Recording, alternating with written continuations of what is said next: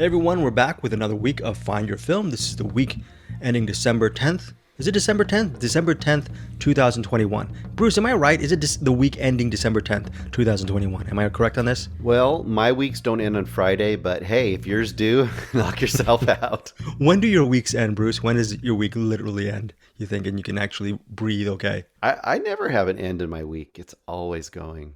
It's always going. I'm now depressed. Thank you, Bruce, for that really big downer. Are you gonna make me sad too, Eric Holmes, aka Ricky Ricardo? When does your week start? When does your week end, Eric Holmes? You know, time is a construct.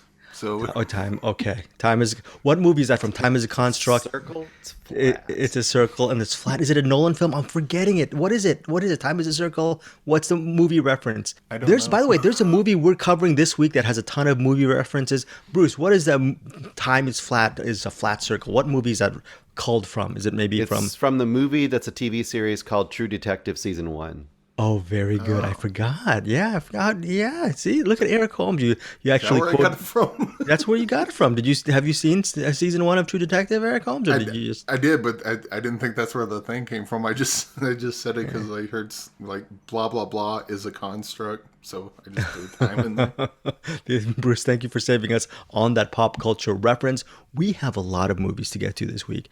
I'm just gonna rattle them off right now. We have a horror thriller drama called Agnes, which is very interesting, and I'm really excited to hear what Eric and Bruce have to say about this movie. We're going to actually probably get into it regarding Agnes. Also, we have a drama called National Champions, which is a really interesting sports drama about the merit of whether or not to pay college athletes for their hard work. This is within the realm of the NC2A football title game, national championship, set in New Orleans. So that's going to be interesting. There's a documentary called To What Remains, and this is a documentary, Bruce, you've been really excited for, right? This is the one that on that cinematics episode you said, hey, you thought it might be good? It sounded interesting. I just thought, okay, there's something to throw out. Let's give it a try. Give it a try. All right, let's give it a try. Let's see if Bruce said, hey, you know what? Let's give it a try, and let's see if we're mad at Bruce for actually making us go watch this documentary called To What Remains. Well, Bruce, What Remains is about 90 minutes to 100 minutes less of my life. Thanks for the documentary, Bruce, and filling up our movie schedule. I'm sorry it didn't start with porn and end with boredom. Okay, porn. No, folks. Okay, first of all, Bruce Porky was mentioning about as Eric Holmes, aka Ricky Ricardo, is coughing up a storm because this is a reference to Bad Luck Banging or Loony Porn, a Romanian film that I really see. I choked myself because I'm actually saying this right now. A Romanian film that I really love. You know what? Let's start our rating system right now. We're starting. Look, folks, listen. We've been doing this for about a year and a half, along with Movie Mainline, maybe even 2 years. We haven't done a rating system. We're doing a rating system a la Letterboxd. We're not original. 0 to 5 stars. 5 stars being the highest. I'm sure gonna fine tune it. But Bruce Porky actually laid down the law. It's 0, half, 1 star, 1.5 star, all that kind of stuff. Just a normal way to rate movies. Bruce Porky, what is your rating of Bad Luck Banging or Loony Porn? By the way, a movie that was praised by Last Night in Soho filmmaker Edgar Wright. Bruce Porky, you're on the stand. Which I haven't seen yet. I'm going to actually look it up. I'm going to tell you what did I actually rate this. Oh, did you can find out? Have you been secretly rating movies for the last 2 years behind our back without us knowing? You have a It's whole. only secret if you don't follow me on Letterboxd. That's the only way it's a secret to you. Well, oops, I'm sorry.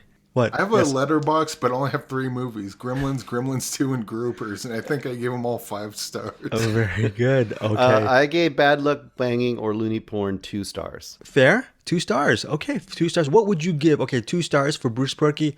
Eric Holmes, start working on that Letterboxd. I'm sure you're a premium member, aren't you? I just got re-upped as a premium member, and I never do anything with it. But what is your rating? It's not 5 stars, I know. Come on. But it's probably not any. So you're giving it Bad Luck Banging or Loony Porn. I'm gonna say it right now. You're giving it 0 stars, correct? 0? Are you giving it a 0? I really did not like that movie. 0. So that is it felt like it wasted my time, and then at the end, it told me, yes, I wasted your time. Okay, so that is 0 stars for Eric Holmes. I give Bad Luck Banging or Loony Porn 4.5 stars. I really, really love Bad Luck Banging or Loony Porn. Eric Holmes gives me a nonplussed face, and if you're not looking at the video, and then Bruce Perky was absolutely shocked. Bruce, you've known me for a while. You shouldn't be shocked at my ridiculous reviews. So let's just face. Oh, I forgot one more thing. There is one more featured movie we're gonna do this week, and I'm really excited about this. Me and Bruce we're excited about this. But the most excited person out of the whole crew, out of the whole trio, is Ricky Ricardo. What are we going to? Oh wait, I forgot to mention for our video, Bruce Perky is Brucille Ball. Yes, very good. So if you listeners, if you like it better, I could be Brucille Balls. If you like that better for bad luck banging and loony porn. Okay, very good, Bruce. Okay, so Brucille Ball, aka Bruce Perky, Ricky Ricardo. Hey, Ricky, what movie are we gonna start off with for our Find Your Film podcast this week for our featured review? Oh, that we're starting out with? Probably... Yeah. What's a movie? What's a movie you're the most excited about to talk about? It's the new Aaron Sorkin joint, being the Ricardos. And I believe that is coming out in theaters this weekend. And it's not streaming this weekend, is it? No, I'm going to look it up right now. It's actually coming out on VHS it's not VHS.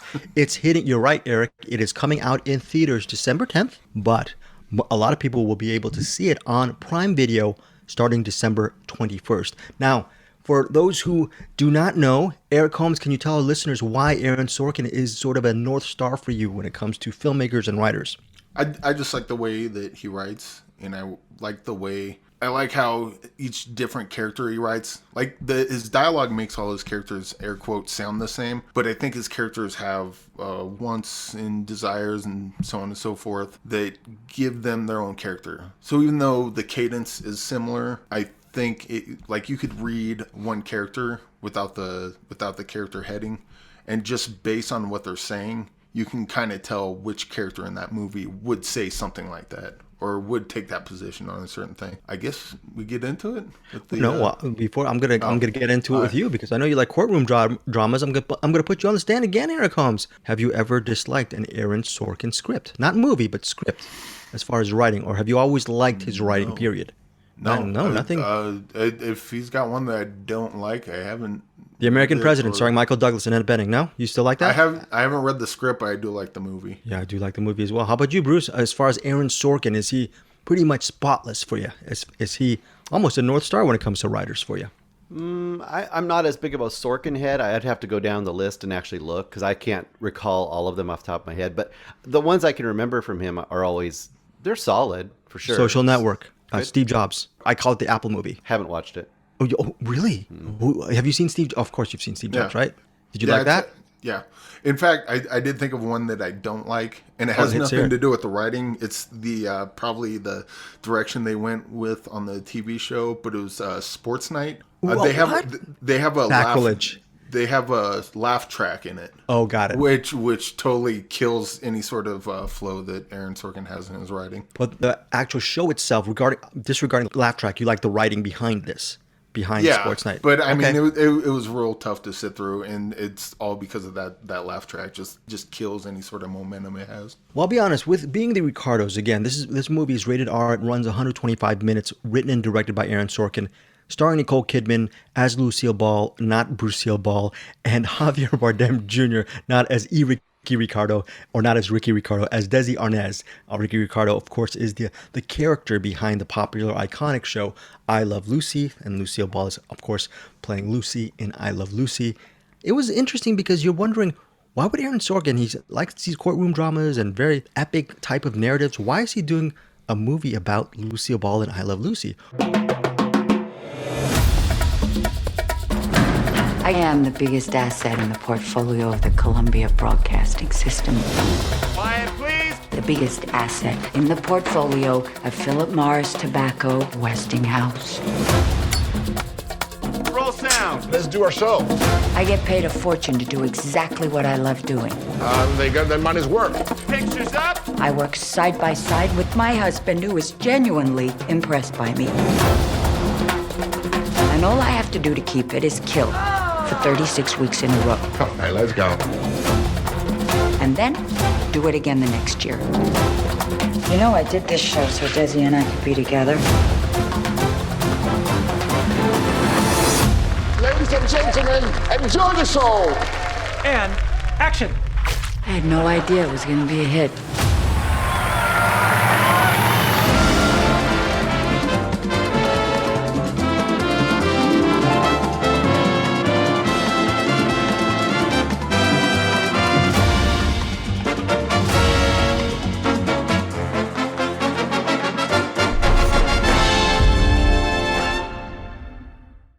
well, there is a political element to this because Lucille Ball is accused of being a communist. And when this happens, this is set during a very pivotal and pressure-filled week where they're actually taping a show that's directed by Lucille Ball's least favorite director. That's number one. Number two, she might be pregnant. She's pregnant. No, she might be. She's also pregnant. So they have to actually juggle several elements within this week. And this is a sneak peek look at how Lucille Ball and Desi Arnaz, especially Lucille Ball, how they navigate their way through a week of production amidst all of this whole Red Scare and media blitz regarding Lucille Ball's potential reputation being spoiled. So that is being the Ricardos. Also, J.K. Simmons plays actor William Frawley from I Love Lucy, and Nina Arianda stars as Vivian Vance. Vivian Vance, of course, and Frawley are the co-stars in I Love Lucy. Again, they're played by J.K. Simmons and Nina Arianda. And Tony Hale, I believe he plays Lucille Ball's former manager, or maybe kind of manager, but he's the main producer behind I Love Lucy. And I don't know how to pronounce her name, Alia Shawkat? I'm horrible with that, from Arrested Development. She stars as the lead writer, one of the lead writers on I Love Lucy. Let's start off with you, Bruce, regarding being the Ricardos. You saw this last minute. Much apology, right? Maybe today? You saw it today? Yeah, I saw like half of it last night, then I had to go to bed because it was really late, and I saw the other half this morning. Okay, so Aaron Sorkin, this is good because you're not a biased Aaron Sorkin fan. You catch us, catch can. How did this movie catch you? So first of all, I would say, do you think the average person knows who Nina Arianda is? Yeah, well, look, that's a good question. I would say people who subscribe to Showtime and watch Billions, they know her. And then from someone like me, I know her from Billions and Frank and Ollie. So the average person, probably not, but maybe a select few would know. Yes. That's probably why she's the best matched person for the roles in this movie. She and J.K. Simmons are by far the standout and correctly cast people in this movie. And I was thoroughly distracted with everything Nicole Kidman and everything Javier Bardem did. I could never see them as not the actors. So that was a big, big drawback to me in this movie. I could never sink into their characters as being who they are. And I think part of that is, I think it's really hard when you do a super famous person that's also a super famous persona that people recognize, like visually and sound and everything. And then you take two other really famous people and put them into those roles. It's kind of, I think it's a double negative when you do that. Whereas you take these two really famous people and put some really great actors, because these are great actors. They're doing a great job as far as acting goes. But if you put two great actors in there that are basically somewhat unknown, they can sink into the roles, I think, and disappear into them more. So that would be my biggest drawback right out of the gate. The stuff I really like the two supporting characters. I thought J.K. Simmons and Arianda were amazing, and I thought that they were the best part of that. And I really liked all of the nuts and bolts stuff. Like, I loved it when they were, figuring out how to make the episodes work and all that kind of stuff. And you got to see Lucy be a mastermind of comedy and all this stuff. And you got to see her also be as strong as all of these bigwigs from the tobacco companies and from the studios. I loved that stuff. That was really good. Even though I was distracted by her, I liked the interaction there. What I didn't like so much, unfortunately, the romance stuff, the question of his infidelity, the communist stuff was all kind of boring to me because we know the outcome. So I thought the stakes were really low. So I would rather had it just be a nuts and bolts kind of movie. So for me, it's very middle of the road. It's kind of a mixed bag. Bruce, how about the idea of the production design? Did you feel like you were transported back into the 50s? How did you feel about the overall look of the film as well? I would have if I didn't constantly remind that I was watching Nicole Kidman and Javier Bardem. So they pulled me out of it, constantly pulled me out of this movie. So I could not sink into it. Yeah. I've never seen the Michael Douglas film, The Star Chamber, but throw down some stars, Bruce. What would you give being the Ricardos? 2.5. 2.5 stars. This means straight middle of the road. I think some people really like. Oh, and the other thing I would say is this is going to be probably much higher graded to people more my age, or 40, maybe 40 years old and older. But younger than that, there's going to be a lot of people that are going to totally check out of this movie because they're going to be like, I care nothing about these people. Very, very good. That's 2.5 stars for Bruce Purkey. And he was saying people from his generation, Bruce Purkey, belongs to the generation called Generation X. I am a member of Generation X. I'm going to give my review in a few moments. So Bruce and I are pretty much the same age. A member who's, I don't even know, I don't think Eric Holmes is a member of Generation X. You're a member of Generation Y, Eric Holmes. Why? I don't know why you're a member of Generation Y. You're giving me a Y sign. What did you think of being the Ricardos? Here's the thing. Bruce threw down 2.5 stars. I want to hear what you think about this movie.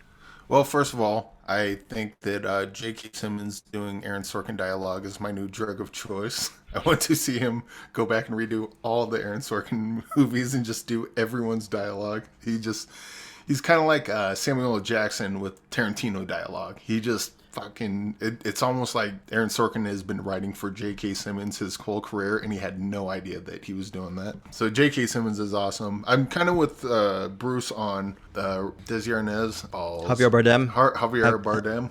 Yep. I still liked him in that role, but he didn't feel like Desi Arnaz to me. I don't know who was playing Lucille Ball, but she captured that spirit pretty well.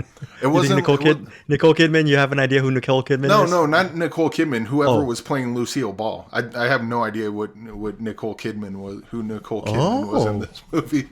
Oh, very. That's a compliment. I know, but is that a compliment? Are you saying that you actually were not unlike Bruce? You were actually sunk into the role with. I did. You're not talking about that older by a lot of years plastic surgery actress that was playing Lucille Ball. No, with Nicole Kidman, I really loved her in this role, and I'm not a Nicole Kidman fan at all. Whoa! You're not a Nicole Kidman fan. Are you a fan of The Sun? Are you a fan of?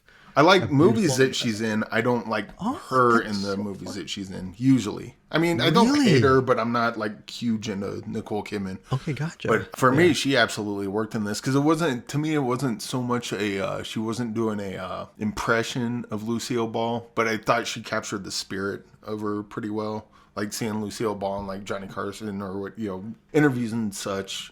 I thought she kind of captured her. It still had that Aaron Sorkin cadence to it, but also her character is really funny. But that makes sense because Lucille Ball was real funny, so it matches.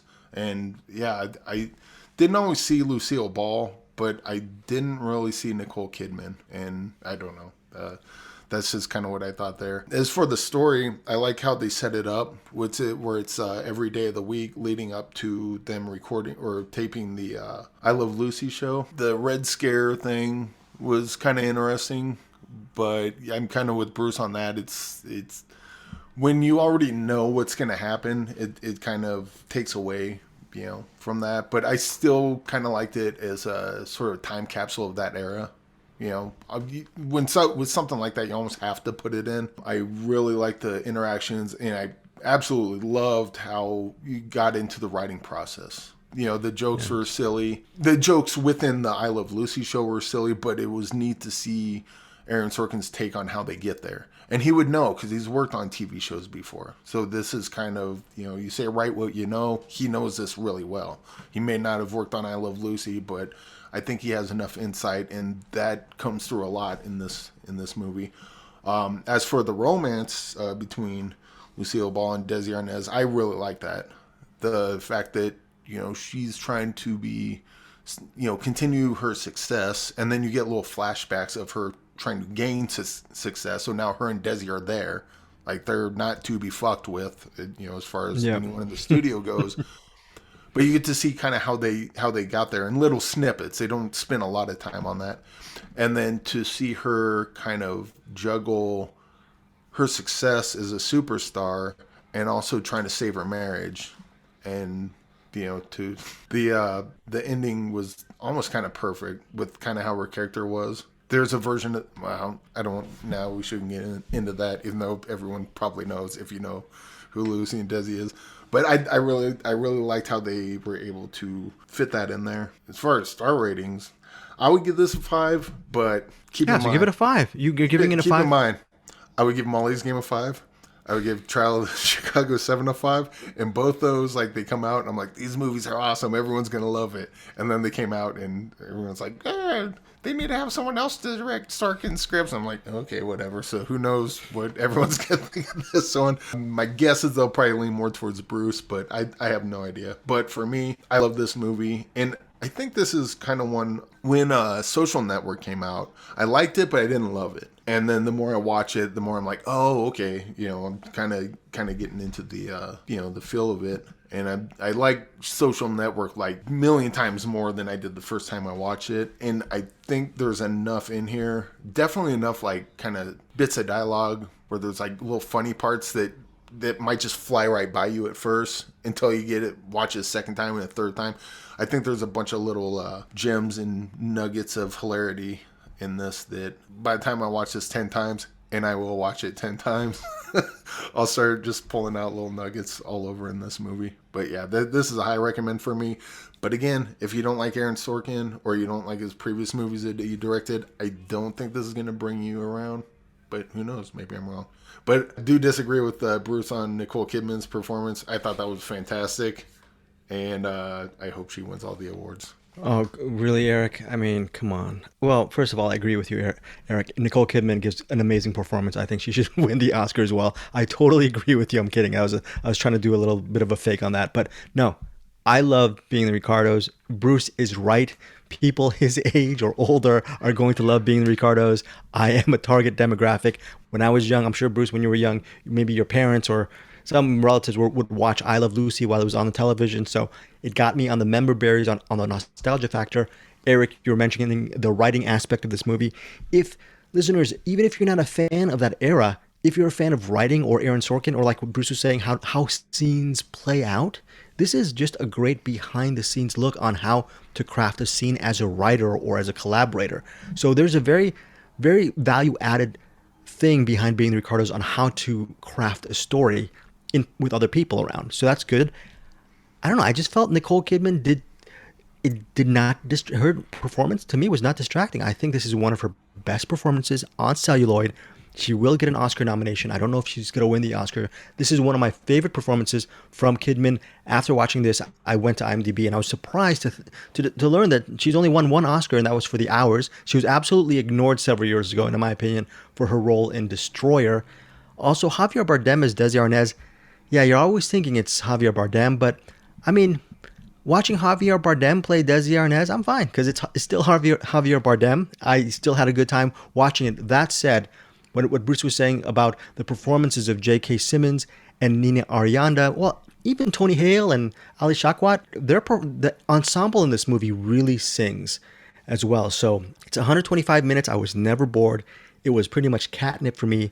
I'm not going to give it 5 stars, but I'm going to say close. It's one of my favorite films of the year. I give Being the Ricardos a high, strong recommend, 4.5 stars for me. So that's 4.5 stars for me.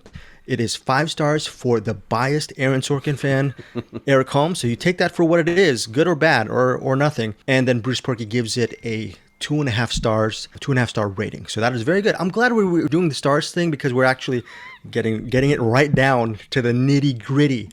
And again, this is something that Eric Holmes likes to really reiterate when we're doing our reviews. We may give it a rating, but remember, this is our personal opinion of the movie, and we also want to throw in some caveats about, well, I may give this movie 2.5 stars, but this demographic will like it. Exactly what Bruce did with Being the Ricardos. Again, out December 10th in theaters, and then also December 21st via Amazon Prime Video. Any final thoughts on Being the Ricardos? Anyone? I had a question for Bruce, actually, with Nicole Kidman, because I mentioned I'm not a fan of Nicole Kidman. So my bar was like really low. And then when I heard she was playing Lucille Ball, I'm like, oh no. And then I watched it, I'm like, oh wow, this is great.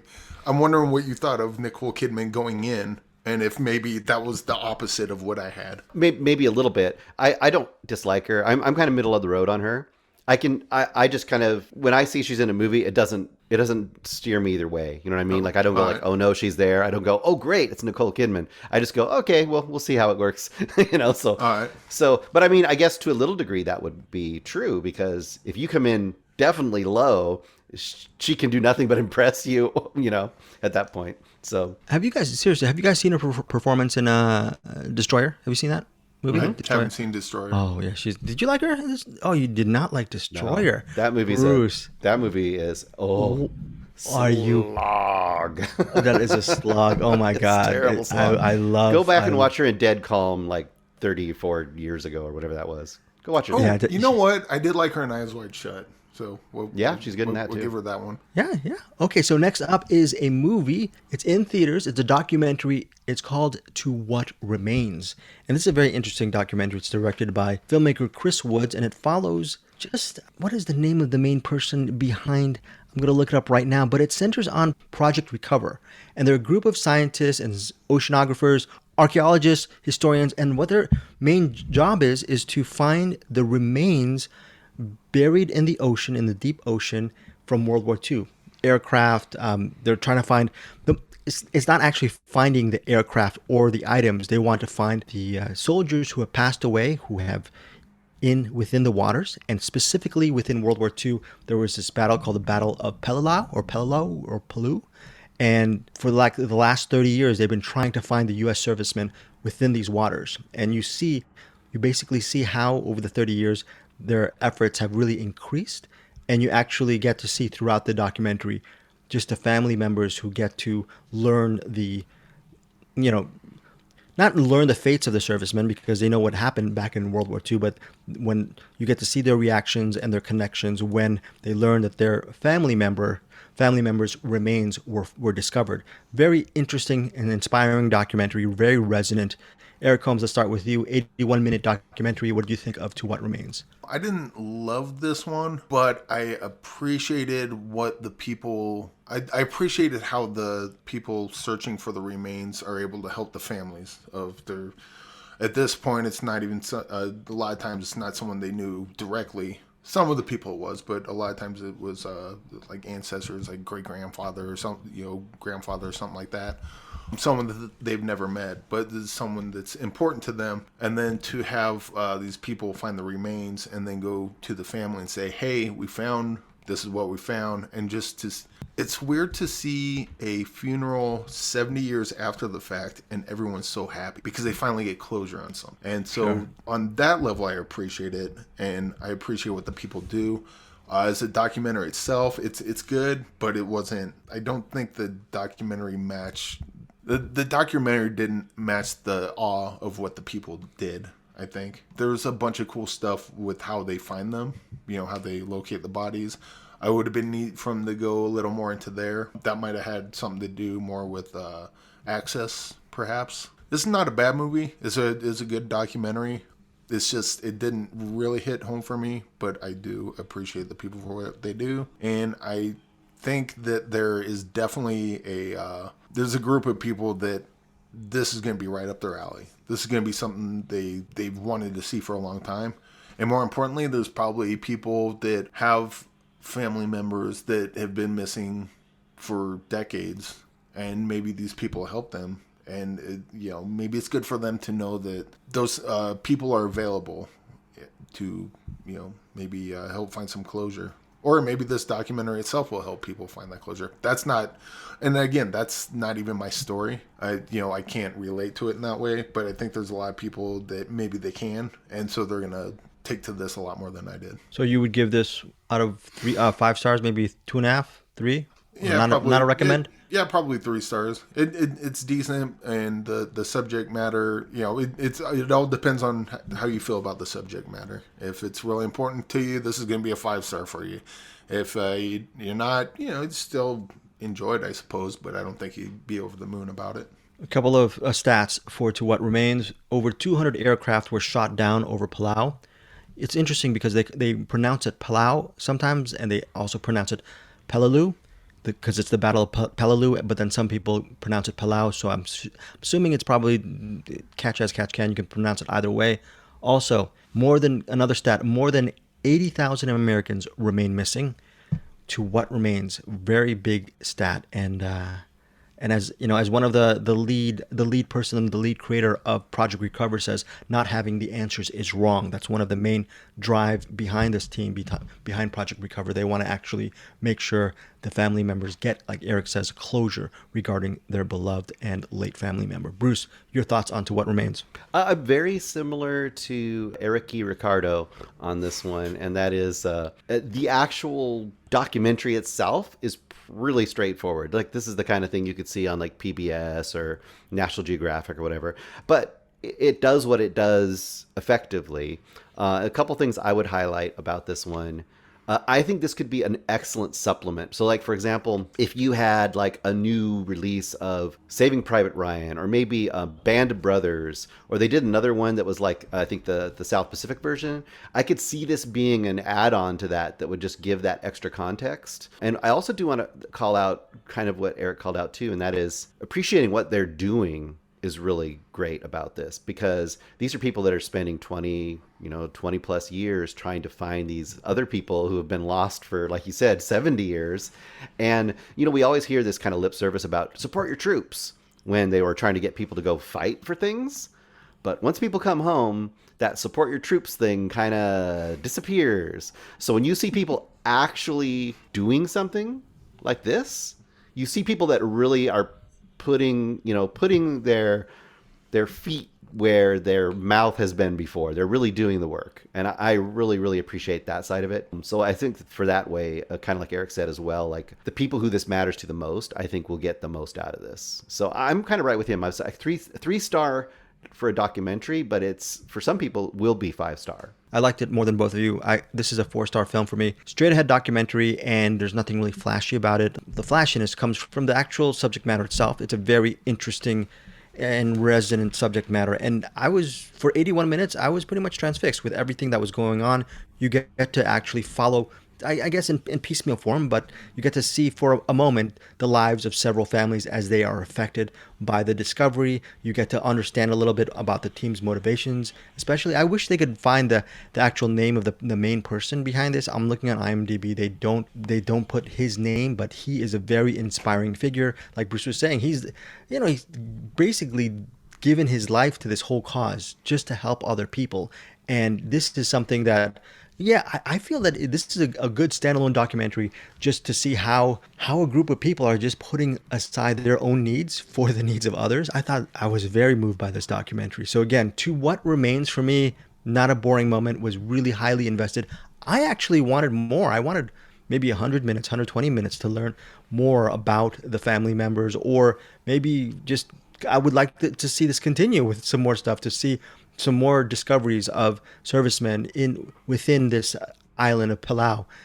And also they travel the island. There's some funerals, like Eric says, and then also the guy from Lone Survivor is in here, the main guy who's the Lone Survivor in Lone Survivor. He's a big part of this documentary as well. I believe his name is Marcus Luttrell, if I recall. So again, directed by Christopher Woods. To What Remains hits theaters December 10th. 3 stars for Eric, 3 stars for Bruce, a solid recommend for me. 4 stars for me. Yes, Eric. We've often talked, or at least I have, but we've talked about movies that overstay their welcome, or like a TV show. It's like that could have been a movie. That did not need to be 7 1-hour episodes. This doesn't need to be a documentary. The whole point of this needs to be a series. Every week, see who else we're gonna uncover. What whatever other remains are they gonna bring home to their family? This almost, because you said that's a good point. You said you could have used like an hour more. I think that would have helped a lot. And I don't say this often, but this really would have been better served as a TV series as opposed to an hour-and-a-half documentary. I could see this being a yearly special on Veterans Day, and every year it's what they did that year. Yeah, I wish, right? I wish this world would have more money just to put into these documentaries, and then they could do these, at least these, this should be the bare minimum, right? Yearly updates. And hopefully there's something, hopefully this documentary will bring more of a spotlight, and hopefully more funds will be pumped into this organization. And maybe, who knows, maybe someone's actually thinking up there and saying, hey, let's figure this out. Let's get some more footage, and let's update the people who are very interested in this. So that is To What Remains. So very cool. Next up is this movie called Agnes. I don't know. This is an interesting movie. As far as bias goes, I'm going to have to say this. I did interview the director, co-writer, Mickey Reese, and I also interviewed the lead actress, Molly C. Quinn. So listeners, I'm going to always tell you the truth, my honest opinions of movies, but I want the caveat to that. Just remember, a lot of filmmakers, a lot of interviewers can say, "Oh, well, I'm not a biased critic," but we're human beings. We might have a bias. I just want you to know. I'm telling you right now, I'm gonna review this movie as an unbiased critic, but I want you guys to also know that I did interview the people. So maybe look at Eric's review and Bruce's review with less of a side eye than my review. Okay, let's see what we got to say. Well, Agnes, here's how do I start with this? It's a demonic possession film. Supposedly it is. That's what it bills itself to be. And what happens is there is again. Last week we did Benedetta, I believe. That's what it nuns. What is it? What does it call it? Nunsploitation? How do you say it, Bruce? What's the genre? Nuns what? Nuns. Why do you look at me? Do you think I have like a library of nunsploitation movies? I think you got it. I think it is nunsploitation. Nunsploitation, but I mean in a good way. Benedetta, obviously. By the way, Bruce on our Cinematics Facebook group, he's counting down the 31 days. Every single day he posts a movie going down to number one. He's listing his top 31 movies, and you can find that out on our Cinematics Facebook page. Do you know what your last post was for today, Bruce? I didn't get to see it. What was your recent post of one of your top movies? Yet. Today's has not been posted yet. So yesterday's so that was. will be a surprise. What was yesterday's? What did I post yesterday? I don't even remember. No, I'm not gonna. Don't worry. You know what? I remember one of the movies that he loves is Limbo. That's one of the movies. And you know what, Eric? I think I know what Bruce is gonna post today. He's going to post Mass. M-A-S-S, right? Mass, Bruce? I would. I don't think Bruce would. I would. Well, by the way, where does Mass land for you, Eric? Top 20, top 30? What do you think? Right at the top. I saw it was, they did the consideration for best screenplay, and I think that's very strong screenplay, so I would hope that would at least be nominated for something. This is pretty high for me. It's weird because it's one of those movies I keep forgetting that was this year. Mass? And then when I hear about it, I'm like, oh, yeah, that one. I do love that one. This is probably top 10. Oh, Mass. How dare you, Eric? How dare you and I agree on so many things. I agree with you on Mass. I just wish... Well, yeah, I think Bruce kind of likes it more than we do. Bruce, am I wrong about Mass? Or do you go to Mass? Do you like... Listeners, Bruce is being silent because if you listen to a past episode, he was not a big fan of Mass. So this was before our star system. If we had a star system, I'm assuming Eric would give Mass 5 stars. I would give Mass 5 stars. And Bruce would give Mass, what would Bruce give Mass? 2.5. 2.5. Fair. Okay. Now, regarding Agnes. Okay, Agnes centers the titular character. Agnes, she's a nun. She has a meltdown in the middle of other nuns during dinner. And they think there's a demonic possession. She's possessed by a demon. So what happens is they call a hierarchy in this Catholic Church. They call a priest, a pastor, to actually, and his assistant to go out to this convent and figure out what's going on with Agnes. And the lead pastor, he's played by Ben Hall. He knows his way around an exorcism. Supposedly, he knows the rites. So he knows what he's doing. And then he also brings his protege with him. And that protege is Jake Horowitz. You might know Jake Horowitz as the lead in The Vast of Night. So they go to the convent. They try to, I guess, take the demon out of Agnes. And you think that's going to be the movie. That should be the movie. But then it completely goes a different way. The second half is completely different. And then I don't know what to say about the second half. Let's just say that it changes directions and the narrative shifts to another person in the convent played by Molly C. Quinn. And ultimately, she becomes the lead of the movie. I've seen a lot of movies, and this is one of the top movies that makes such a very big shift. I was absolutely thinking, what the bleep is going on? And I was pretty excited because this movie takes a lot of interesting gambles. Do those gambles work? I don't know. I'm going to tell you guys in a second. Most importantly, want to hear what Eric Holmes, what do you have to say about Agnes? What do you think about Agnes? Well, I talked about with Aaron Sorkin scripts how every one of his characters, even though it has his voice and cadence, every one of his characters has a point of view and a motivation. And those point of views, whether you agree with them or not, are real strong, as are their motivations. And I didn't quite feel that with this one.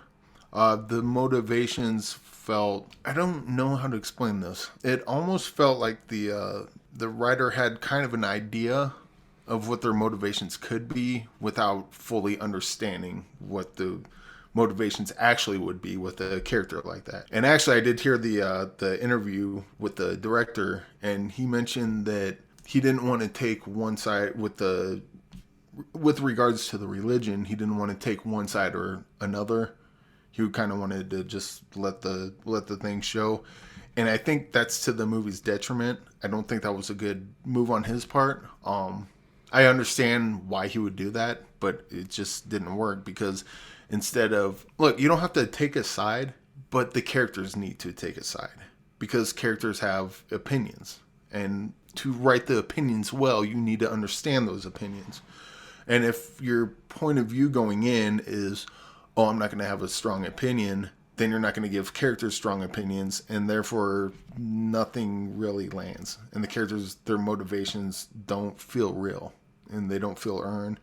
And I think that's the biggest problem with this movie. It was definitely interesting, and I think maybe with maybe reconsidering what it was they were trying to say and maybe focusing on that a little more and doing another, taking another rewrite or another pass and really trying to make the characters real people instead of caricatures. Caricatures. The word I'm trying to say that you know. Yeah. I think if they would have spent more time with the characters and made them real people, or at the very least, they can still be silly and over the top, but give them some real motivation. And I think this movie works a lot better when it comes to that. And overall, this movie didn't work for me. I had some interesting ideas and I applaud them for trying something. I just think that what they tried didn't quite work. Okay, cool. We're gonna do a roundabout regarding the stars. We're gonna mix it up a little bit. We're gonna get to your star rating in a second. Bruce, do you agree with Eric Holmes regarding his assessment on Agnes? I do. This movie is all over the place, and once again I appreciate the attempt to do something different, but this almost felt like a movie where they wrote it by a game of telephone. It's almost like one person wrote the beginning and they handed it to the next person. They wrote 3 or 4 more pages and they wrote it to someone else 5 more pages because the tone just. It started out, was it like a satire? Sometimes it's goofy, almost like a parody of these movies. And then other times I felt like it was going to be some indictment of the church. And then, like you said, it goes into this total drama, personal story of this other nut. I didn't understand where it was going and why it was going there. I remember even Eric talked to me offline about his thoughts about it. I'm like, I don't even have that many thoughts about it because I was honestly confused what this movie was getting at, and then it just felt like it kind of ended. I just kind of threw my hands up. I was like, I didn't hate it, and there was little bits and pieces in there that I kind of enjoyed, and I thought, oh, that's kind of interesting. Let's just do some more of that. Oh, no, we're going to go do something else now. And it kept introducing new characters, and also it had some weird connection to the James Gunn universe. I don't know what that's all about because it's got his brother, and it's got Taserface in here. I don't know why that's happening, so that confused me. I don't know. It's a mess. So this is Guardians of the Galaxy, like this is canon? I think even Molly C. Quinn is in one of the Guardians of the Galaxies too. There's like at least 3 people in here I think that are part of the Guardians of the Galaxy universe. I don't know what that's all about. Again, I do come with bias with this. I ended up, because it has this gumbo feel to it and it's very discordant and it doesn't feel like everything gels. And it is piecemeal because it's all over the place. And I end up enjoying it. I'm going to recommend this movie. Because it is not a demon possession movie. It has moments of it. It's not a comedy. It has real moments of comedy. It is not a relationship drama. It has moments of that. It is not a document on faith, which is Eric was alluding to, but it has moments of that vis-a-vis a long monologue about a sandwich regarding faith. There are so many different things in Agnes, which a lot of people will say separate but equal. I think it's separate, but ultimately all those little pieces jumbled together made it a good enough meal for me. It didn't answer all. Okay, flaw is it didn't answer all the questions that it should have answered, which I'm not going to get to, and I felt that was a little bit of a disappointment. But I felt like Agnes to me was a narrative puzzle box that I was interested in. And I forgave it for a lot of the things it did not answer. Maybe the director, Mickey Reese, is wanting us to answer that puzzle for ourselves if we want to answer that. So, okay, let's do a round. So I recommend Agnes. So my rating for Agnes is 3.5 stars. Eric, your rating on Agnes? I'd probably do 2. Although if this didn't come out like the same week as Benedetta, it might have bumped up to a 3, which I think is another thing that not the movie's fault, but dude, when you come out with a nun movie and then Paul Verhoeven's got one that same week, it's like, motherfucker, god damn it. Okay, so that's 2 for Eric Holmes. Bruce, what do you got? What do you give it? 2. 2 stars for Eric Holmes. So 2 for Eric, 2 for Bruce, and 3.5 for me. And look, you know what? On my email, I'm not going to humble brag. I'm just going to brag. I just got a screening link to West Side Story. So F you both. I'm going to leave right now and I'm going to watch Maria. I just met a girl named Maria. How's that? What do you guys think about that? Because I know Steven Spielberg. You know why? Because Steven Spielberg is Anderson's favorite filmmaker of all time. And I'm so excited to see West Side Story. Bruce Porky, are you excited to see West Side Story? I'm sure it's going to be really surprising. You're not going to have any idea what's going to happen. It's going to just amaze you with this uniqueness. Just remember, Eric and Bruce, there's a place for us. Somewhere a place for us, okay? Peace and quiet and open air, So I'm excited about West Side Story. Can I tell you a little bit of a secret, listeners, regarding the awards consideration every year? What happens for critics like me, all of the big movies, they won't send out the screeners until 2 or 3 days before you have to vote. So they basically burden you to actually watch their bleeping film within 2 or 3 days because they know that they're the top dogs of the whole pile. And so that's a little bit of a sneaky strategy, which I personally don't like. Yes, Bruce? I'm just going to tell them, because I know they really care, the reason I'm putting out my 31 movies now is that if you're in this late to get in the awards, you're not getting on my list. By the way, the one I did yesterday was Coda. Coda is what I did yesterday. Yeah, Coda. Oh, that Coda. Yes, we love Coda. To Yes, Bruce's Eric. point, though, that does bug me when you got the nominees for Best Picture and they weren't widely available until like February. It's like, no, that's 2022 now. I don't care if it played in one theater. This is a 2022 movie. In the last 2 days, I've received Cyrano, I've received The Tragedy of Macbeth, and now I've received West Side Story, and also Nightmare Alley. So it's I don't know how I'm gonna watch all that stuff. I really don't, because you know why? I don't have time to watch it because I'm too busy watching movies like National Champions, which comes out on Friday. It's directed by Rick Romanois. I blame Eric Holmes for making us see National Champions because he's a fan of Rick Romanois. Well, actually, so am I. And Bruce, are you a fan of Rick Romanois? Yeah. I have no idea who Rick Romanois is. Who is Rick Romanois? What? He did Greenland. Rick Romanois. Greenland, man. Oh, that's right. We did talk about that. Angel has fallen. What Angel has fallen? What's that? What the Angel has fallen thing? Yeah, all that stuff. Yeah, I like those. I forgot that he was the guy. Yeah. Yeah, he's the man. Rick Roman. Okay, so this movie is called National Champions. We're still 24 hours away from the national title game.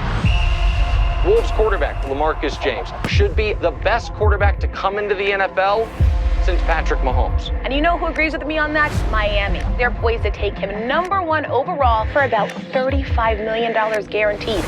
But we are not talking enough about Wolves coach James Lazor. One of the best coaches we've seen, but he has never won the big game. We're live. I am joined by LaMarcus James, who won this year's Heisman Trophy. A revolutionary banging on my adversary. This is the home of my best friend and teammate, Emmett Sunday. Tomorrow he'll play in a game that'll gross over $500 million. But Emmett won't see a dime. And just like the other 12,000 draft-eligible players that don't make the NFL every year, his football days will be over. Zero compensation, zero medical insurance for all the injuries he sustained. My coach, James Lazor, receives an annual salary of $5 million. The commissioners of the top 5 power conferences receive an average salary of $4 million each year. The president of the NCAA received a salary of $3.9 million last year. So I'm personally asking all players in Monday's national title game to join me in this boycott to demand that the NCAA will recognize players as paid employees and not student athletes. Jesus. Coach, I think it's best if the NCAA took the reins here. LaMarcus is a good person. We squander a $600 million payday for tomorrow alone. Everybody around us got private jets and private chefs. You got insurance? What you gonna fix your broken body with, huh? He makes a compelling argument, and I know I stand behind him. The reality is he's got so much to lose. Do not let LaMarcus rob you of your legacy. My football team will play for me.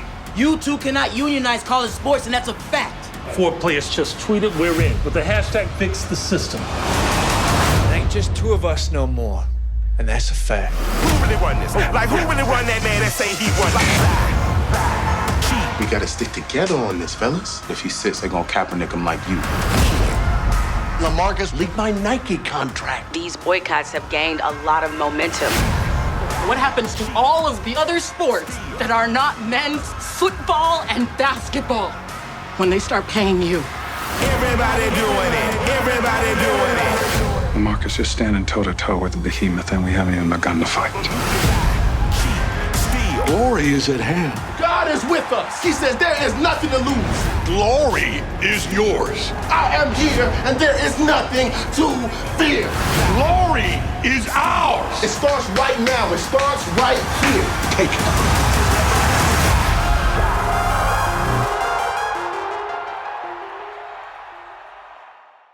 It's 3 days before the college football national championship game. It is set in New Orleans. The top quarterback on one team, his name is LaMarcus James. He's played by Stephen James from Beale Street. What's a Beale Street movie? What is it called? If These Walls Could Talk. If Beale Street could talk. If Beale Street Could Talk. Very good. Thank you, Eric Holmes. And also, he was also in Homecoming. So Stephen James plays the quarterback. LaMarcus James, his best friend, is teammate Emmett Sunday, played by Alexander Ludwig, and they stage a boycott. They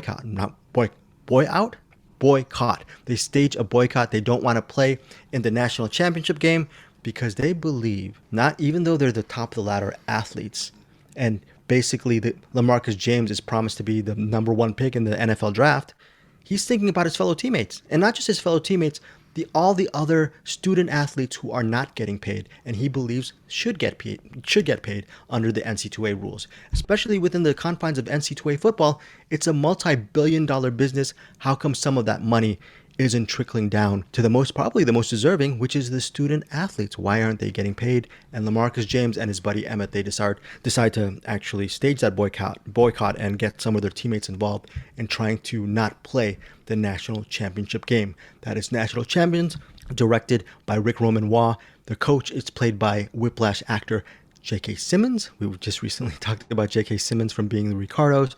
And also Kristen Chenoweth plays the coach's wife. And our buddy Justified actor Timothy Oliphant, he plays a philosophy teacher who also gets into the mix of things. Lil Rel Howery from Get Out, he also stars as the assistant coach. And our buddy from Old Henry, Tim Blake Nelson, plays one of the boosters, one of the multi-million-dollar earning boosters in National Champions. Bruce Purkey, I don't know if you're an NC2A football fan, sports fan, football fan.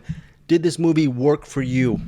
Yes, actually it did work for me. I was surprised that it worked for me. This is the best Aaron Sorkin movie we watched this week, because if you were to tell me... Love it, Bruce. Very good. Excellent. Thank you. If you were to tell me this was an Aaron Sorkin project, I would not be surprised, because it has all the hallmarks. Maybe not in some of the dialogue, the style of the dialogue, but this is not a super visual movie. This is not a really cinematic movie. This is a movie about ideas. It's about boardroom back dealings. It's about, press conferences. It's about all of this kind of intrigue that almost is some ways trial-like as well, where people are debating ideas. So some people will just definitely not be on board because it's that kind of movie. But I thought the energy here was really good, and the ideas were extremely pertinent. I'm sure it's no surprise that they're putting this out the week of the college football championship, rankings coming to play. And just the way that all of the money and all of the dealings and all of the kind of, they get into the racial aspect of it, which is obvious, but well pointed out in this movie. I also wanted to point out, I don't know if you mentioned her. I think her name is Uzo Aduba. Yeah. She's kind of the hit woman that kind of goes behind the scenes to do all this stuff. She's excellent in this movie. I thought she was really good. And I do also She's like the fixer, right? Yeah. Yeah, she's really great. There's a ton of conversations and monologues. J.K. Simmons, has several great moments in this movie. I think if you're down for this type of movie, it's solid. If you're not, then it just might not be for you, style-wise. You know what I mean? But I think there's a lot of interesting stuff there, and I think it's surprisingly one of the more, I think, insightful probably, movies about the racial condition and money and what's going on in America today in a setting you don't necessarily think about. And I think that was really interesting. You know what's really interesting about National Champions, and we're going to get to you, Eric, about this. It could have been a lot more flashy. Rick Romanois, we talked about Greenland, right? He could have made it the big title game, make it really flashy and a lot of really just showman. He could have brought some of his just technical know-how and showmanship to the proceedings, but he didn't. He could have done so many things with National Champions, but he just kept it as is, just as a drama. It has a theme to it. It brings up an issue, and they tackle it from so many different sides. So I really appreciated that about National Champions. Eric Holmes, you wanted us to actually review this. This was your movie to review. Was this a movie that you were disappointed by, or did you end up really loving? Well, so Romanois took a stupid idea with Greenland and elevated it. Like that was just, Greenland should not have been as good as it was. And I think a lot of it, we might have pulled something out there that wasn't there. And I was worried that might be the case. And then I saw this, and he took a great idea and just knocked it out of the park. The idea of basically kids going through college football, and this is like, turned into like $1 billion industry, and the kids aren't allowed to make any money. And they're also constantly in danger of injuring themselves to where they can't play anymore for the rest of their lives. The thing they went to college for to do, and they don't even have anything as simple as healthcare. And I've never heard a great argument against this. I've heard that we don't pay college players. Why not? Well, they got a scholarship. Okay, well that's cool, but what are you doing with the other billions of dollars? Right. And I've never heard a good argument against that until I watched this movie, which is another great thing this movie does. It takes both sides, and you get to see, it doesn't strawman anything. It gives you real points of view. Now, I still don't agree with that other side. But another thing I really appreciate about this movie is that it's fictional, but I think it gives people a blueprint on how to pull this off. If you, like we talked about, they come out with documentaries, and it's like, I wish this would change the world, but it probably won't. This movie probably could change the world, like at least college football, because all you need is a one-star athlete to watch this. This movie gets big within his group of friends are watching this. Like, you know what? Fuck it. This is the year. And just like that, all of a sudden, college football players or just college sports players in general, at the very least, would go to the negotiating table. We want healthcare. We want life insurance. We want whatever it is you want. I mean, they're not all going to make millions of dollars, but at the very least, there can start to be negotiations, which is I don't follow this too much outside of the movie. I just kind of sort of know. This is also a movie that, honestly, we shouldn't be reviewing. This is a movie they should be reviewing on ESPN because they know far more about this sort of stuff than we do. But I mean, I give this a high recommend. I don't even give this 5 stars. I give this a perfect 6 out of 9 stars. Let's give perfect 6 out of 9 stars. And this movie, I hope this movie blows up. I really do, because I think if the right people see this is a movie that could actually make positive change. At the very least not just get the conversation started, because people have been talking about this forever, but get a real conversation started, get negotiations starting, and start planning things. Yeah, this movie just knocked the idea out of the park, and I'm glad it exists, and hopefully a lot of people see this. So 5 stars for Eric Holmes. 6. Bruce, what do you give it? Perfect 6.9. 6.9. How about you, Bruce? What do you give it? I'll probably give it 4 stars. I mean, it isn't as cinematic, and it doesn't have some of those things that I just want for rewatchability in a movie, but that's the only thing holding it back. Well, that, and there's a subplot about an affair that I did not need in this movie at all. But other than, I know why it was there. I understand, but I didn't really need it. Yeah. I mean, it was kind of extra. But other than that, I really liked it, and I agree with everything that Eric says as far as its impact that it could have. Did you feel like this too, Eric? And then I'll shut up. Didn't you feel like some of the actual professional athletes that appeared in this, almost like, oh boy, you're gonna get in trouble for doing that, you shouldn't do that. Well, actually, because when I flagged this on Cinematics, which we were on last week, so go check that out on the Cinematics feed. But anyway, one of the reasons before I flagged this, I saw the trailer, so I saw the real athletes on there. the ones I recognize anyway. And so I actually had to look up to see if this happened or not. Like, I thought this was based on a thing that actually happened, which also just goes to show how detailed and how how much care they put into putting this movie together. And then to find out that it was all fictional, just made me even that much more impressed by it. Yeah, so that's five for Eric, and then 4 stars for me, and 4 stars for you, Bruce. So yeah, that is it. National Champions, and it comes out on Friday, December 10th. Let me look right here for the actual, yes, in theaters nationwide on Friday, December 10th. Hopefully you guys will be able to check National Champions. Again, I don't know if you need to be a huge football fan. You're not a huge football fan, Bruce. You like the drama behind it and what it had to say. So I think this is, Bruce, pretty much a universal kind of movie in many ways, on a dramatic sense. It's universal, and I think it's a highly topical political movie in a lot of ways, but without it being a bunch of politicians. It's actual people that are dealing with it. So I think that's what made it really strong as well.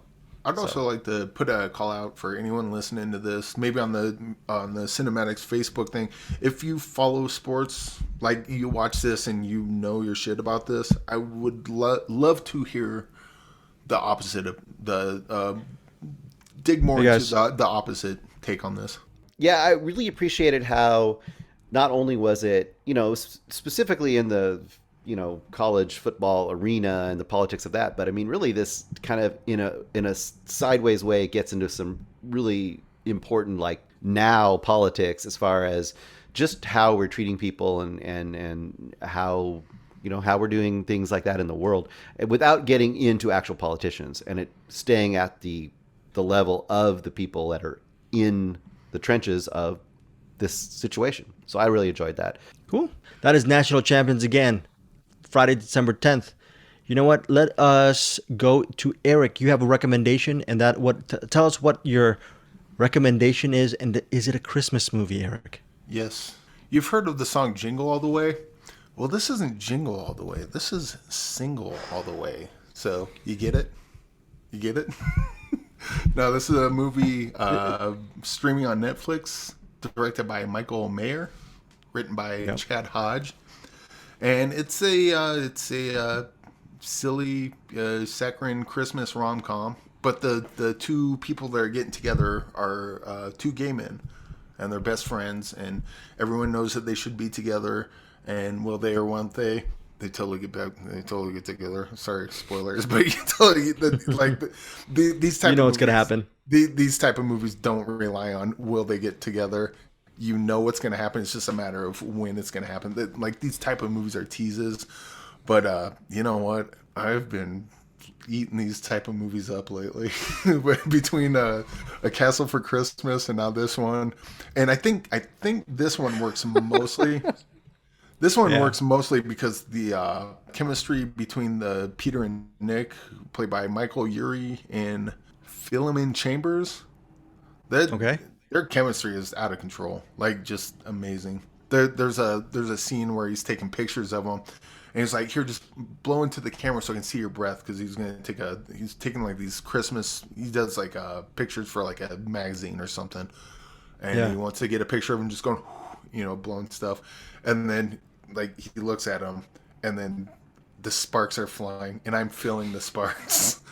But see, Peter, he meets another guy named James, played by Luke McFarlane, and his mom. Oh, his mom, played by Kathy Najimy. I forgot how much I love Kathy Najimy. I've not seen her probably since Hocus Pocus, maybe after that, but I forgot how much I love her, and she's great in this. And Stifler's mom's in it, and she's pretty much okay, cool. She's this awesome. Close to becoming an actual rapist in the movie, but that's kind of for some reason when Stifler's mom does it, it's cute, and I can't quite explain why. But she's very good. The James character that Peter is on a blind date with, like, this is the part where it's like, oh, you're supposed to be with that guy, so this guy needs to be the asshole. Right. But James isn't an asshole. James is like a total catch. So it's like, oh, how are you gonna get rid of him? And yeah, this movie's really fun. Probably not gonna be for everyone, but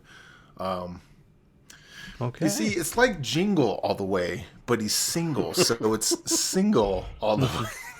No, this movie's just fun, and also I just like that it's. I believe the director's gay, the lead actors are gay, and so this is like, it's a pro gay movie, but it's not like the Brokeback Mountain or this is the most important movie that you will ever see. It's like, hey, it's a cotton candy movie. We can have those too, and this does it, and I had a lot of fun with it. And so I hope you do too.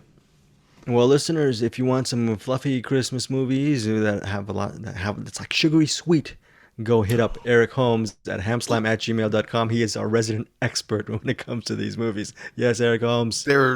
I could be wrong about this, but who's the guy I think was on Old School, the Dan Band? Oh. I think he makes an appearance in this. Okay.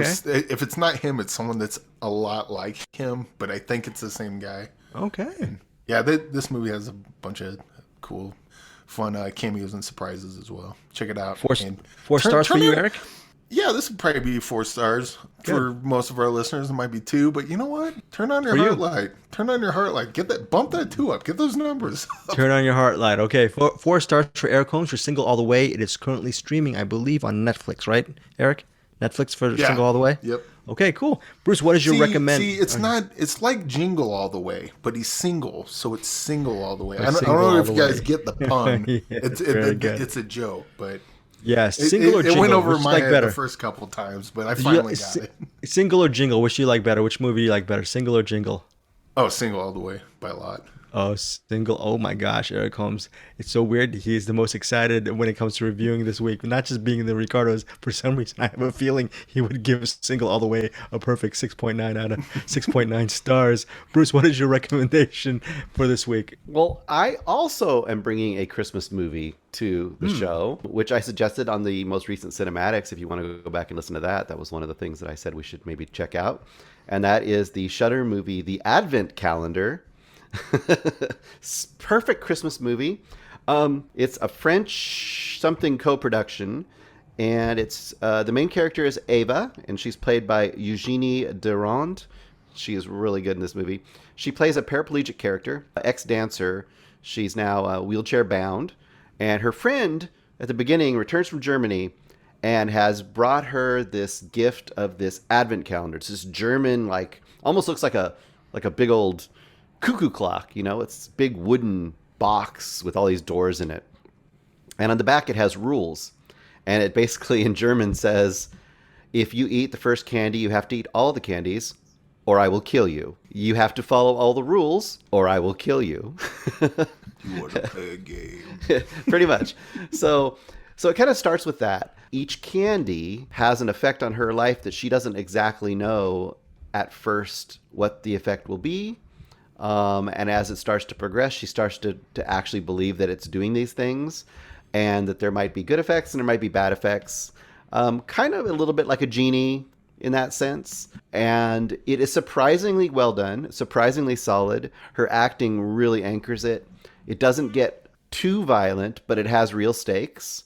And it kind of, at the same time, is a bit of a good kind of dark fairy tale in a sense, where you have, rules and results and magic and all this stuff happening. It's a really, really solid, surprisingly good movie. I really liked it a lot. 3.5, 4? Yeah, right in that range. I kind of lean a little more towards 3.5. It isn't spectacular. I personally would have liked it if it was a little more over the top, but I think for the average viewer, it's kind of wise that it isn't. So about 3.5. It's good. Good. And thank you, Bruce. I should have opened it because there was not like you have time, but they were the director behind the Advent Calendar and the main star were available for interviews. That's what happens when I don't open my emails, Bruce. My fault regarding the Advent Calendar. Yes. Hey, Greg, can you check real quick? Is Aaron Sorkin available for interviews? Did I tell you what happened to me today, guys? No. Mm-mm. I went to the dentist, okay, and this is for you two listeners. This is inside baseball, but hopefully you guys like baseball and national championships and national champions or champions. But anyways, I had to actually have a crown on my tooth. I'm getting the crown probably in a couple weeks. They put in a temporary crown, and I turned off my phone for about 2 hours. I thought I was only going to be an hour. The procedure lasted about 2.5 hours. And when I went, I left the dental office. I bought my lunch. I went home and I'm eating my food. I'm like, okay, I'm glad that's done. That was a long thing. And I opened up my email and it says, Greg, we just last minute we got you a 5-minute interview with Tick Tick Boom actor Andrew Garfield if you want. And it happened all the way while I was getting my procedure done. So apologies to Netflix, apologies to Andrew Garfield.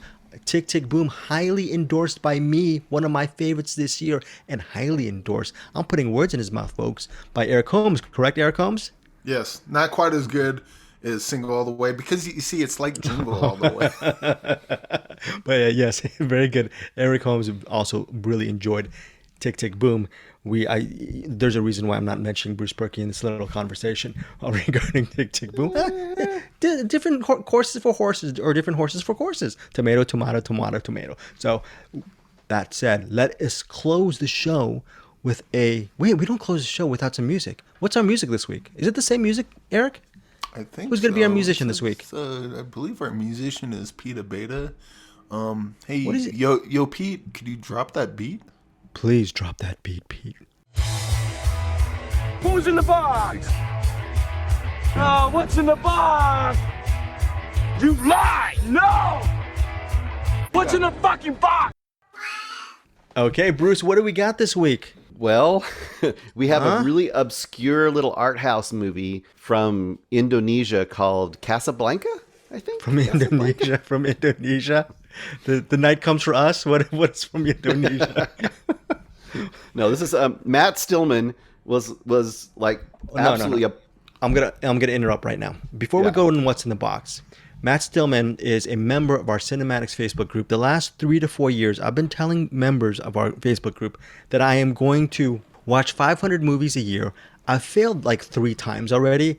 Matt, by the way, as we're speaking right now, is aiming for 600 movies. He's going to get to 600 movies by the end of the month. So congratulations to our buddy Matt Stillman for basically hitting 600. It's pretty much a done deal. Okay, sorry, Bruce. Go ahead. No, that's good. He was appalled when it came up for what to put in the box. That I think at some point I had said like, well, I don't think I've ever really watched this one. I think Wong Kar-wai is the other one that everyone's appalled by. But Casablanca I'd never seen all the way through. So I'm like, you know what? Let's put it in the box. So it came up. So there you go. This is available all over the place. I watched it on Hulu, and I mean, you can find it. Everyone knows Casablanca. Michael Curtis, who has come up recently on my recommendations because I recommended Mystery of the Wax Museum, the really old one. And he also did Dr. X, which I talked about before. He's done a ton of movies, of course. If you look at his IMDb, it's insane. He was one of those early workman directors. And then, of course, he makes like one of the most classic movies of all time with Casablanca. So what the heck can I say about Casablanca? And I know that Eric can chime in too because he watched it as well. Well, we don't even have to talk about the plot. Do we even have to talk about the plot? World War set in Morocco, World War II, mismatched lovers. You know, the guy who owns Casablanca. That's Rick, played by Humphrey Bogart. Ingmar Bergman is his long lost love, but now she's married to a resistance dude, played by I forgot what his name, Paul Heinried maybe. And anyways, Claude Rains. Well, not Claude Rains. Who plays the inspector? There's someone who plays the inspector. Yeah, Claude Rains, right? Is that Claude Rains? Yeah, Claude Rains. Yeah, that's right. Yeah, he's Captain Renault. And then and then rounding out the ensemble is I believe Peter Lorre and Sidney Greenstreet. So that's it. That's the plot line. Okay. Yeah, pretty much. And Dooley Wilson. Yeah. Yeah, we'll just say our impressions, I guess, or things that kind of struck us. One thing I had mentioned, I'd put in our little comments was one thing that I thought was really hilarious in the trivia comments was that I guess in the early thousands, Madonna was pushing really hard to remake this movie with herself in the Ingrid Bergman role. Ingmar Bergman. Get your Ingrids right. Get your Ingmars right, Bruce. You must remember this. It's I'm so spaced. It's Bergman Island. I've been thinking about You know why it got me confused, Bruce? Because we were talking about Bergman Island. And I was thinking about Ingmar Bergman. It's Ingrid Bergman. You and I both love Bergman Island so much, and we talked about it. I'm just confused. My fault, folks. I was going to say something, but I'm not the Bergman expert. Single All the Way, Part 1. Single All the Way. But I See, apologize. It's like Jingle all the way. It's Ingrid Bergman. We were talking about Ingmar Bergman because we both love Bergman. Alan, go ahead, Bruce. I'm going to shut up now. So anyway, Madonna wanted to have herself and Ashton Kutcher starring in a remake of this movie. I do not know how they ever even thought that was a possibility. Anyway, impressions. I mean, there's a couple things that really struck me that I didn't know until I watched this all the way through. And one thing that really struck me is the giant extended sequence in the beginning part of this movie in Rick's, where you're just going all around and meeting all the characters, and there's kind of this just hustle and bustle. And I mean, I was like, wow, this is like early Scorsese or something, the way this is rolling out, because he's just juggling like all of these characters, introducing them all in this giant crowd of people and making it all work. And I can see how amazing that was to kind of get this kind of cavalcade and also make it all make sense. And it engages you with this world in a very quick way. I also was really struck by, my brain had never really connected it so strongly on how much Isabella Rossellini as a young woman was like her mom. And seeing her in this role, I was just like, oh my God, they sound the same, they look the same. It's incredible. And it's just solid storytelling. And what can you say about this movie? It's a freaking great script. There's so many one-liners, as everyone knows, but it's also kind of got that interesting, kind of that rat-a-tat sort of thing going on. There's a lot of banter in here as well. It's just a great movie. What can you say? Everyone knows it. Eric, you concur? Yes, it was good. I think this is kind of like similar to Gone with the Wind for me. I actually no, because I actually didn't like Gone with the Wind. This one I did kind of like. I didn't love it, but I kind of put this up there with like Citizen Kane, where it's like, although I don't know if the behind the scenes, like how Citizen Kane is like a pretty cool movie, but it's more impressive with what it introduced into the film language. I don't know enough about Casablanca to know what it introduced and, how it is historically within that context. But I do kind of liken it to Citizen Kane as far as a movie goes. It's entertaining. It's a good story. But then to look at it with, this is one of the classics of all time. Like, I kind of had to get that out of my head because I was like, this is good, but geez, what's everyone freaking out about? But the ending was really good, though. I did love the ending. Well, the ending's a classic. We're not going to spoil what the ending is, but it's all about being. I think everyone I knew what the ending was, and I only seen pieces of it. I guess that was another cool part because I have seen most of this movie. I don't think I've seen all of it, but you get those movies where you see like bits and pieces of it and just kind of get a lot of it through osmosis, and then when you finally watch it, you get to see how all the pieces come together, and that's kind of fun. But I'll be honest, I haven't seen. This is a good movie. If you're like me and you're like, all right, impress me, and you're crossing your arms, I don't think it's gonna go that far, but I think you still might like it though. Yeah, I mean, I don't think it's a movie that's really not up your alley, Eric or Bruce. It's really not up. That's kind of up your alley in a sense because I think you like really movie history. You liked it, yeah. But I think for you, Eric, I mean, it's like Citizen Kane. You mentioned Gone with the Wind.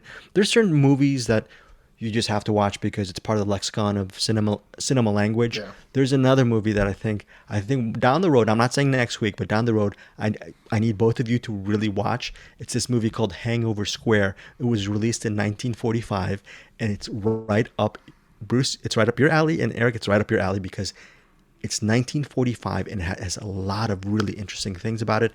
And the caveat to that is, not the caveat, the added bonus is it's one of composer, singer-songwriter, musician, whatever, icon, Stephen Sondheim. It's one of his favorite movies. And it's hardly anyone has seen this movie. It's called Hangover Square. I saw it, and the ending is amazing. I can't wait for you guys to see it. I believe it might be available on YouTube. I don't know if it's a really good copy or not, but I'm obsessed. Stephen Sondheim just die or just passed away about, I think maybe last week, Bruce, maybe a week and a half ago. So yeah, he just died like right about the same time as Tick Tick Boom came out because it was all at the same time period. Yeah. All right, so that is Casablanca. I'm assuming Bruce, we don't even have to rate that. That's like a 4.5 for you, I'm guessing, at least, or a 4. Yeah, I think it's probably a 4.5 for me. I mean, it doesn't have that place in my heart that it probably has for people that have grown up with it.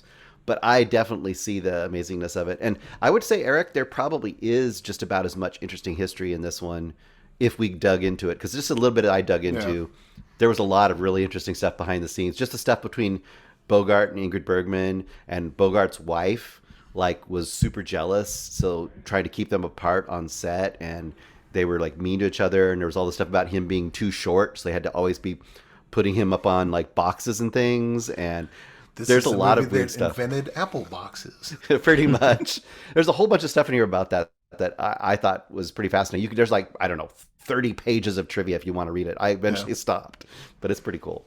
I think with the Citizen Kane, it's more the deep focus, the technical aspects of filmmaking that Citizen Kane essentially invented. I didn't know if there was any of that with Casablanca. There may be, but I have no idea. I think it just goes back to Bruce's point. It's just a really good, well-told story, directed by, like you said, a Hollywood craftsman in Michael Curtiz. You can actually look at the body of work of Michael Curtiz and look at his movies. They're not as popular as Casablanca, but I remember several years ago there was a book detailing how underrated a filmmaker Michael Curtiz is. Bruce mentioned a couple of movies that he recommended here on Find Your Film podcast.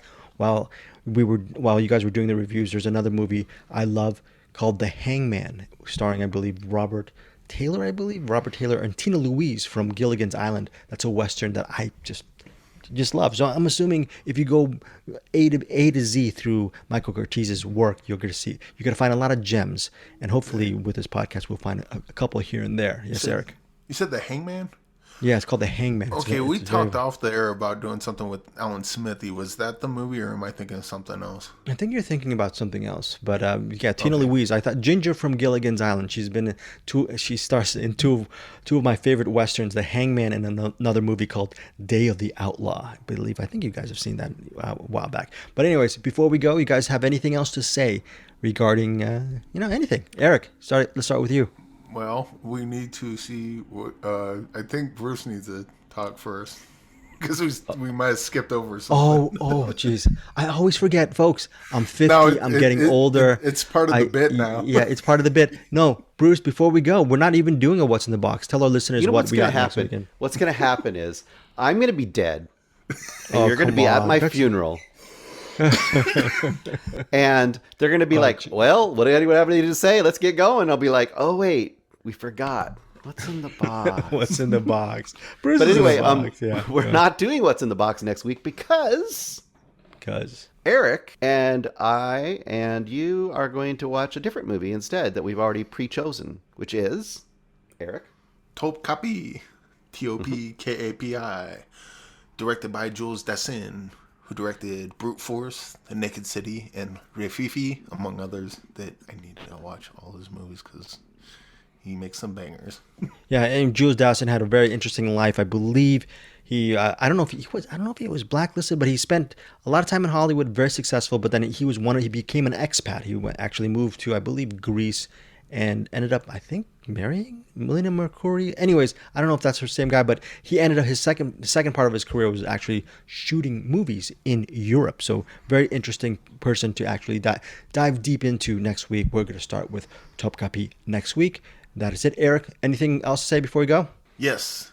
Yes, sir. There is a podcast that just dropped today as we're recording this, and an episode of the new podcast called Andrew Watches Movies, and he talks about Benedetta, but more importantly, Andrew Martin dropped the new episode of Andrew Watches Movies. So if you're not as excited as I am, I don't know what the hell you're doing with your life. Go check that out. Again, yeah, you like Andrew Watches Movies, Bruce? You like that? You like that podcast from Andrew Martin, our buddy? Yeah? Yeah, I've been listening to it already. Oh, you're listening? Okay, yeah, I'm going to get to Andrew Watches Movies by Andrew Martin. Again, I say this time and time again. The great thing about Andrew is he has the very tough job of actually speaking into a mic by himself, and he'll have some drops and whatnot. But for him to talk about his personal life and mix in a review as well, and just to go off the cuff like that, I can't do that myself. I need the help of my betters, Eric Holmes and Bruce Perky and Anderson Cowan, to actually help support me.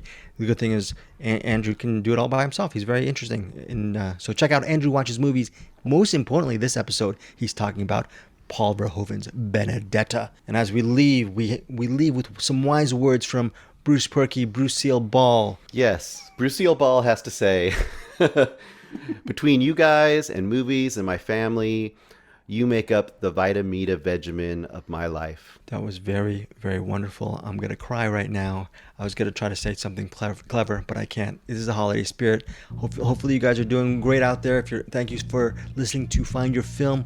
We will see you next week with some... What is that segment again, Bruce? Dr. Koontz or Dean Koontz's wallet or watch? Anyways, we're going to figure out that segment next week. See you guys. Bye.